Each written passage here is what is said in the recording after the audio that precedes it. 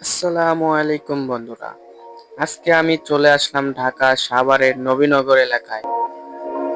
এই যে দেখছেন, এটা হচ্ছে নবীনগর লেক পার্ক। ঢাকার এত কাছে যে এরকম একটা লেক আছে, না আসলে বিশ্বাস হবে না। লেকের পানি একদম শান্ত, আর পারে সারি সারি নারকেল আর ছায়া দেওয়া গাছ।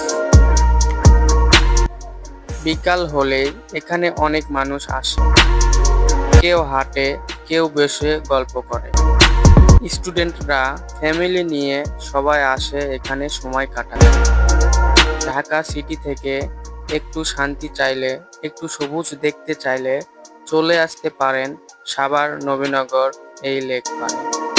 কোনো খরচ নাই, মন ভালো করার জায়গা। এটি ঢাকা জেলার সাভার উপজেলার নবীনগর এলাকায় ঢাকা আরিচা মহাসড়কের পাশে অবস্থিত। রাজধানী ঢাকা থেকে প্রায় ৩৫ কিলোমিটার উত্তর পশ্চিমে।